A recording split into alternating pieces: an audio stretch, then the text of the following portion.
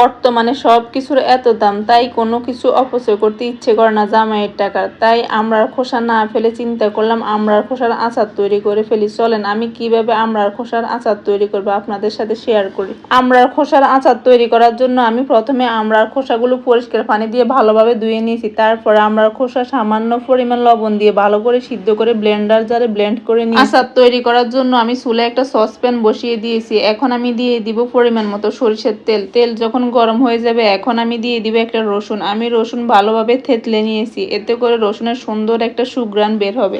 রসুন যখন হালকা বাদামি কালার হয়ে আসবে এখন আমি দিয়ে দিব পরিমাণ মতো হলুদ গুঁড়া, পরিমাণ মতো মরিচ গুঁড়া, স্বাদ মতো লবণ। এবার আমি তেলের মধ্যে হলুদ মরিচের গুঁড়া কিছুক্ষণ ভেজে নেব। ভেজে নেওয়া হয়ে গেলে এখন আমি দিয়ে দিব আগে থেকে ব্লেন্ড করে রাখা আমড়ার খোসা। আমড়ার খোসা আমি হলুদ মরিচের সাথে ভালোভাবে মিক্স করে নেব। মিক্স করে নেওয়া হয়ে গেলে এখন আমি দিয়ে দিব চিনি। আমি এখানে 2 কাপ পরিমাণ চিনি দিয়েছি, আপনারা আপনাদের স্বাদ অনুযায়ী চিনি দিয়ে নেবেন। আমড়ার খোসার সাথে চিনি আমি ভালোভাবে মিক্স করে নেব, বারবার উল্টে পাল্টে দিব যেন তলানিতে না লেগে যায়। আচারের জন্য আমি 5 ফোড়ন রেডি করে নিব। আমি 5 ফোড়নের সাথে 5-6টা শুকনো মরিচ হালকা ভেজে নিয়েছি, তারপর ব্লেন্ডার জারে ব্লেন্ড করে নেব। আমি এখানে 3 টেবিল চামচ পরিমাণ 5 ফোড়নের গুঁড়া আর 1 টেবিল চামচ পরিমাণ চিলি পেস্ট দিয়ে ভালোভাবে মিক্স করে নিয়েছি। ওটার ভিডিও স্কিপ করে গেছে। নামিয়ে নেওয়ার আগে আমি আবারও 2 টেবিল চামচ পরিমাণ 5 ফোড়নের গুঁড়া দিয়ে ভালোভাবে মিক্স করে নেব।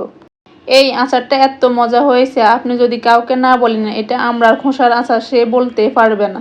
আমার এই সাধারণ রান্না বান্নাগুলো যদি আপনাদের ভালো লাগে প্লিজ লাইক শেয়ার ফলো দিয়ে আমার পাশে থাকবেন। আল্লাহ হাফেজ।